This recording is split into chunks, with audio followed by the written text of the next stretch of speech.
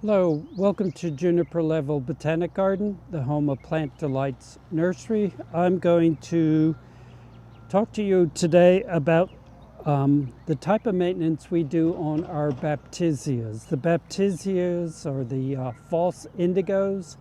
Most of them have big spikes of white or yellow or blue or purple and violet flowers up above the foliage. There are some other less common species that are very different, but these are the types of Baptisias that are most commonly grown in gardens.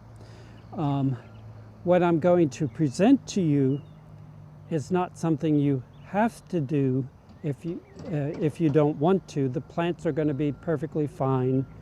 And you know, if you don't have time to do this, the plant, as I said, the plant's going to be fine. But these are all the seed pods, the fruit of the Baptisia. They start off green and they sort of turn tan, and by the time they turn black, the seeds inside, if there are seeds inside, well, that's interesting. Well,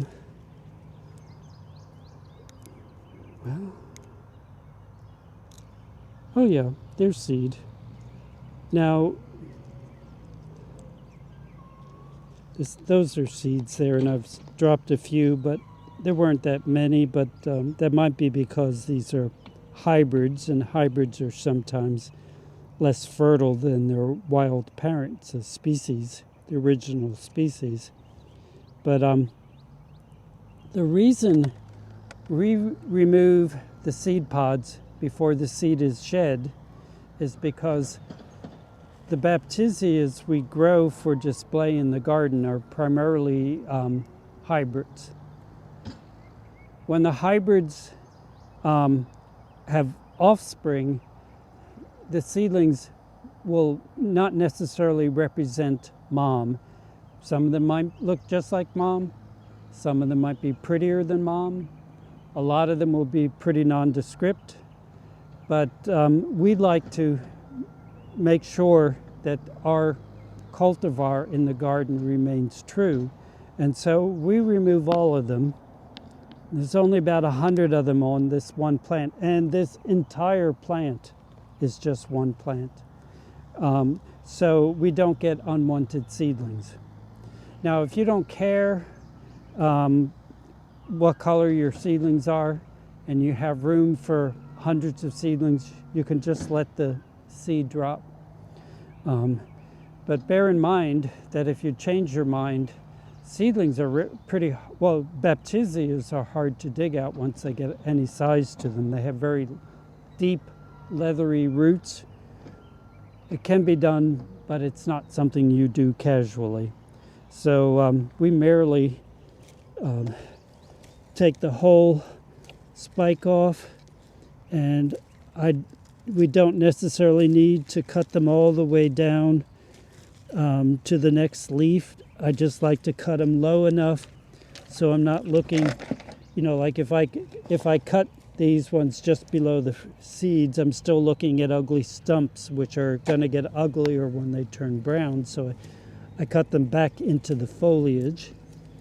And in a, you know, it can be a big project if your plants are many years old and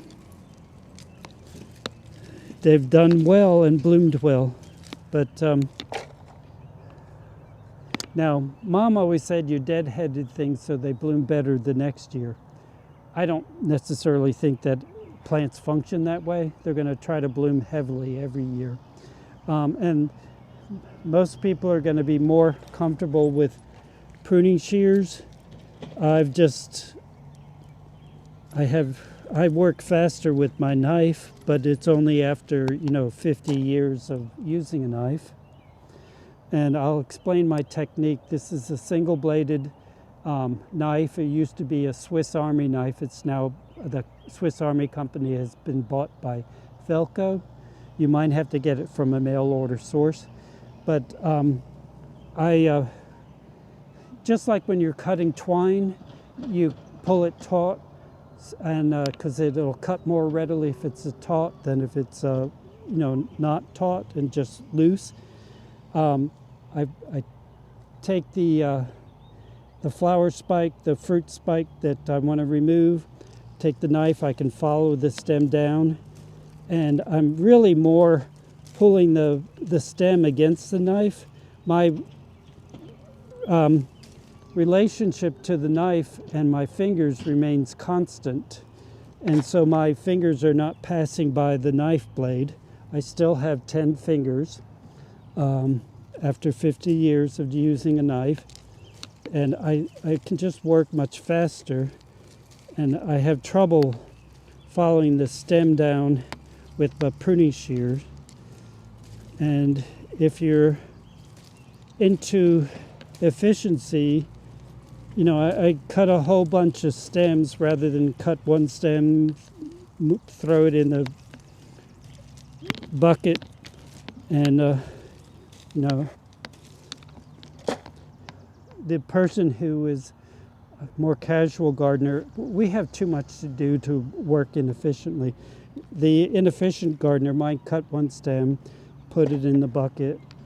I had a mom who, my mom I'm one of 9, and so my mom fixed all our meals and worked very efficiently. She would go crazy if somebody was slicing 1 carrot at a time and not 5 at a time. So, the kitchen skills are very appropriate to garden skills, and it's good to work efficiently. Now, there is now photo documentation that occasionally when I cut a stem off of fruit, I accidentally get a leaf, and I might lose my job over that. But the second thing I wanted to point out is that a lot of these Baptisias get very large.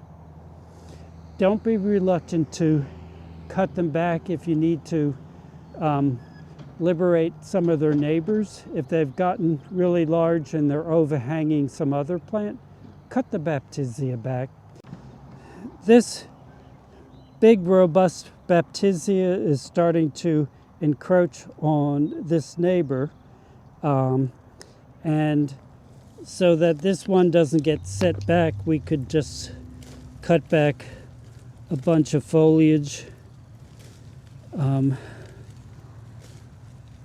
And this big guy is going to be just fine with a little bit less foliage, and its smaller neighbor will perhaps be a little bit stronger because it doesn't have to compete with its big bossy neighbor.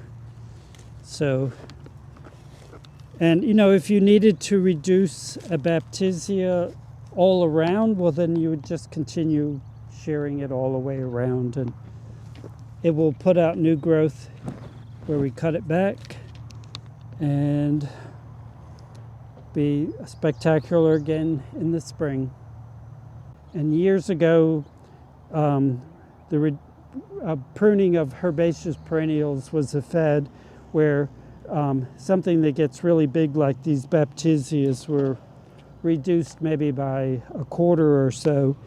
And so, they will put out new growth, but it's like trimming a hedge. They are smaller than if you didn't cut it back. So it's, again, just like deadheading is not something you have to do. You don't need to cut back your Baptisias if you don't need to, but don't be reluctant to do so if you need to. For one thing, Baptisias sometimes get Genista worms, and if you don't treat them, Genista worms, the caterpillars, will defoliate a Baptisia.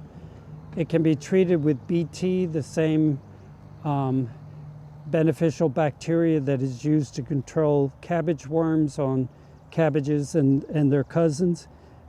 So it's a non-toxic approach to controlling the Genista worms. it's toxic to them, but not to humans or birds or other insects other than caterpillars.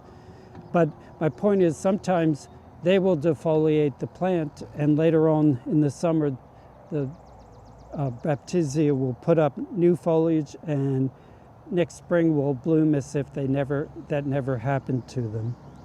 So maybe some of you will find this technique worthwhile, and others will have a more laissez-faire approach to your garden. It's your garden, so it's fine either way.